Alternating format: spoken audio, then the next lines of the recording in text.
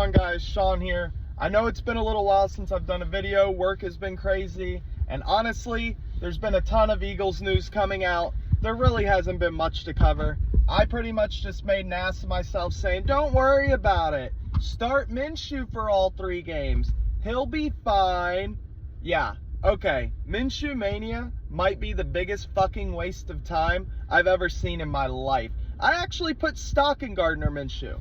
I really thought that he could be a starter in this league, but these last 2 games, with an absolutely stacked team around you, you can't find a way to win. Now look, I will say this, the Dallas game, a bunch of turnovers, the offense, the team put up like 30-some points, Dallas scored 40, I'll put that on the defense. But that game against New Orleans, I know that's a good defense, I don't want to hear it. There's no reason why Minshew can't beat New Orleans with this team. You know, it was absolutely ridiculous. You know, and I kind of blame coaching. Whose fucking idea is it in the first half of the New Orleans game to just not run Miles Sanders? Yeah, he's been having a good year. Think we should run him a little bit? Nah, don't worry about it. You know, this coaching staff, man, they shock the shit out of me sometimes because, you know, I want to sit here and argue that they're one of the smartest coaching staffs that we've had in a good little while. You know, I want to sit here and argue that Nick Sirianni is a genius and that all these guys, man, they're just fantastic at their jobs and, you know, they understand how to win football games. Wrong. Excuse me. Wrong. It is so stupid to sit here and watch what happened the past 3 weeks. The fact that Jalen Hurts had to come back and play in this game is absolute bullshit. I don't understand how you fucked that up. You know, the defense in this last game finally looked good, but like, can they only play good when Jalen Hurts is in the game? And we didn't even if we're being honest, we should have won this game by 40. We're playing all of New York's backups. And what is going on here? You know, the final score being as close as it is bullshit. Jake Elliott kicked like 6,000 field goals in this game. But, I don't know. It's just depressing to me. You know, we got a bye week, and then we've got, maybe Tampa, maybe Dallas, maybe New York. It's just, I don't know, guys. You know, it's got me worried, and I don't want to be worried. I want to go into these playoffs feeling good. We've got home field advantage. I want to believe that we're going to rock the doors off of shit. But it just worries me sometimes about Nick Sirianni and this coaching staff. You know, it just, what are they thinking? You know, Kenneth Gainwell, you know what? I'm getting ahead of myself, but why not? Let's get ahead of ourselves. Okay, Kenneth Gainwell in this Giants game.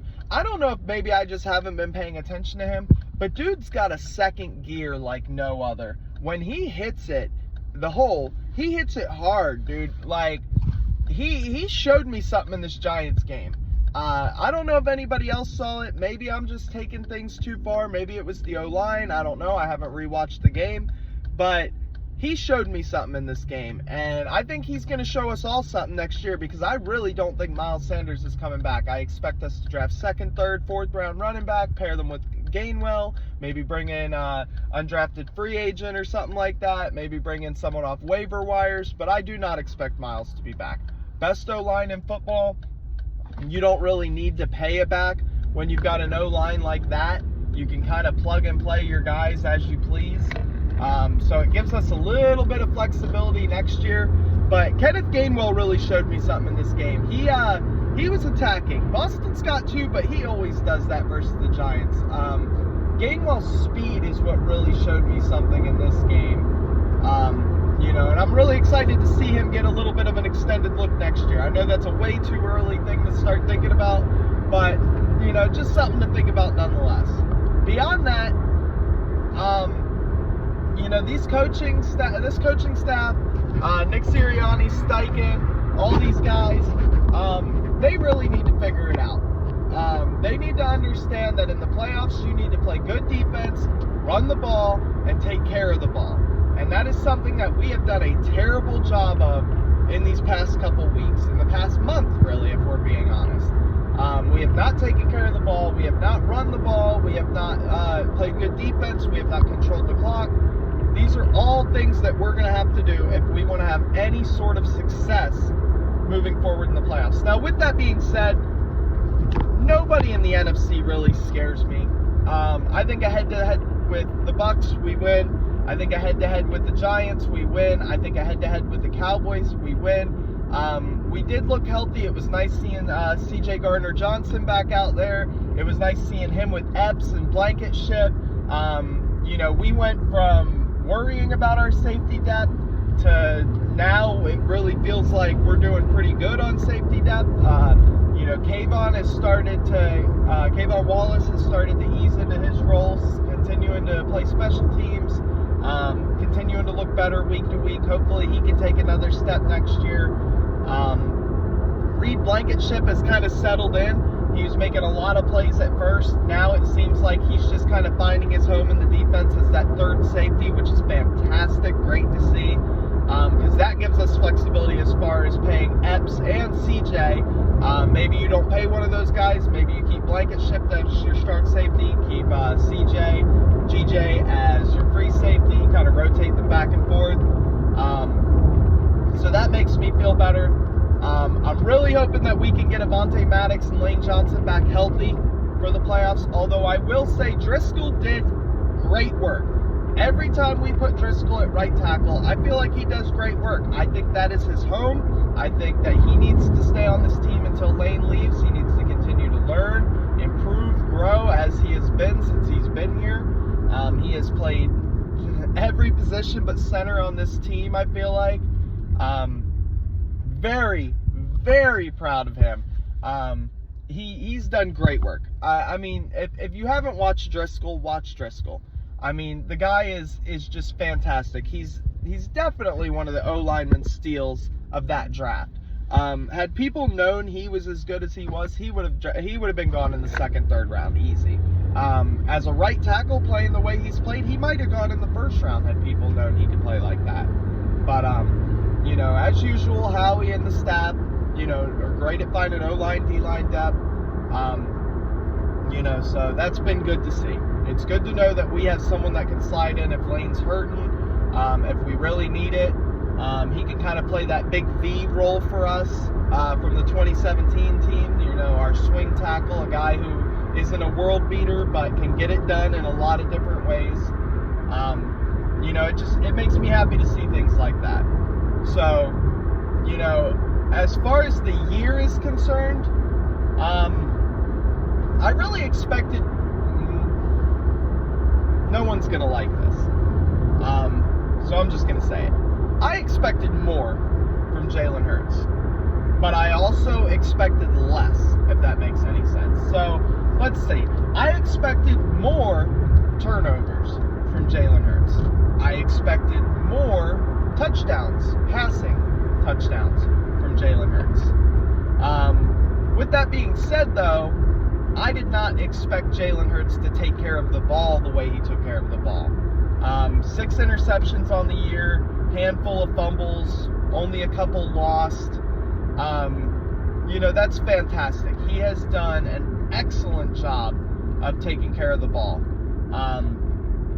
I would have liked to have seen them attacking DBs a little more in the red zone throughout the year. I think Devontae, only having, 7 touchdowns on the year. He would have had 8, but he had one called back last night.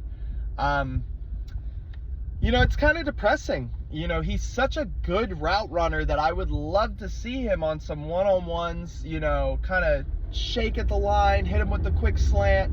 I don't think there's many people that could have covered Devontae Smith on that route this year. There weren't a lot of people that could cover Devontae Smith, period, this year. I know AJ put up the bigger numbers, but Devontae had opportunities. A lot of opportunities where if he got the ball, good things are going to happen. Jalen Hurts, I feel like early in the season, they were afraid to let him throw it. The Minnesota game hit, and, they kind of really unloaded. And then for a little while, it felt like we went back to the Eagles from last year, where they were just passing, not even thinking about running. it all goes back to the coaching staff. I want to see this coaching staff become more consistent. Why are you throwing the ball 30 plus times a game? There's really just no need for it, especially this time of year. The playoffs are running through Philly. It's going to be cold. It's going to be wet. It's going to be snowing. It's going to be loud. You need to control the ball. If we come out on the first drive of the playoffs, pass, run for 2 yards, pass incomplete, punt on 4th down, I am going to lose my mind. We have to be better. This is why Doug Peterson isn't here anymore. He became too predictable. You knew what Doug was going to do. All right? And the RPOs were great. But Carson can't run RPO like Jalen has run RPOs. Now, with that being said, RPOs are still predictable. And they are not uncoverable anymore. Especially not if Jalen is still recovering. Because him running is the biggest portion that makes that RPO work. All right? So I need to see our coaching staff be better. I need them to come up with more creative game plans. They need to be more consistent on their run game. They need to stop being so fucking predictable, because I think that's why we lost to New Orleans, if we're being honest. We did the same shit against New Orleans that we've been doing all year. We had this awesome 3rd and short play early in the year where Zach Pascal would go in motion or Dallas Goedert would go in motion, and it's an RPO. You can hand it off to Booby, Jalen can keep it, or he can pass it into the flat. It's a 3-way option, and those linebackers and guys cannot cover all 3. Where has that been? I haven't seen that play run in weeks. Now, I know there's people out there that are saying, well, we can't tip our hat. You know, we can't show all of our cards. We have to be smart about what we use and what we don't. You know, we can't show too much for the playoffs. Guys, we've put it on tape all year. You think whoever plays us in the playoffs isn't going to go back and look at what we did this year? They're just going to look at the last 4 games and go, this offense is vanilla as fuck. They got nothing. And then they're just going to quit doing homework? Stop it. Stop it. It is time for this team to go to the promised land. I said weeks ago that if this team keeps playing the way they were, then we're in the Super Bowl. Easy peasy lemon squeezy. All right? We need to get back to that point. I know we're hurting. I know that people are getting healthy. I know that we're not trying to tip our hats. I understand all of the things that people are going to say and argue in the comments. But I'm not scared of these teams. If we lose to any of these teams in the NFC in the playoffs, now get to the Super Bowl, that's a different story. The Bills, the Chiefs, there's a lot of good AFC teams, all right? That's fine. But if we lose to any of these NFC teams, it's on coaching. It is 110% on coaching, and you really can't tell me otherwise. It's that simple. I know this has been a little bit of a rant, but I got some catching up to do. I want to continue to thank everyone who's made it to this point in the video, for subscribing, for liking, for coming back again and again and again. I appreciate you guys more than you know. This has been a crazy season. If you'd have told me at the beginning of the season that the Eagles went, 14-3 through the regular season, I don't know that I believe it. I go back to my early season videos and I had confidence. I had Jalen Hurts doing well. I had Devontae doing well. I had Miles doing well. This coaching staff getting us some wins. That's not surprising. Dallas being as good as they are was surprising, but wasn't at the same time. I knew they had a good core, good defense, but it was just a matter of how they played. I wasn't expecting Dak Prescott to be a pick-6 machine. I'm loving that. Let's hope that they beat the Bucs. We play them in the second round. He throws 2 of them in a row and ends that game for us. But it's exciting times, guys. Playoffs are here, and it's time to see if this coaching staff learned from last year. Because if we have to watch another game like last year in the playoffs, then, things are going to change again real fast. You got a lot of people still asking questions about Jalen Hurts, and he answered a lot of questions this year. Fuck, he threw a rainbow yesterday. One of the nicest passes I've seen him throw yet. A fucking rainbow back shoulder to A.J. Brown. Oh, he underthrew it. No. Old boy loves his back shoulder passes and understands that A.J.'s going to go up and get everything. You know, there ain't no throwing behind, yada, yada, yada. I mean, he's not Josh Allen, but let's stop sitting here and acting like Jalen Hurts ain't got an arm. Because dude's got an arm. You know, that's pretty much it for me, guys. You know, tell me what you guys think. Who do you think we're going to play in the first round of the playoffs? You know, shoot me some score predictions, whatever. You know, tell me what you think about this season. You know, who played better than you thought? Who played worse than you thought? You know, all the good stuff, the usual. You know, and with that being said, once again, I appreciate you guys. I appreciate your continued support. Go out and have a great Monday today. Go out and attack the week. Tell someone you love them. Have a great Eagles day. Appreciate y'all. Peace.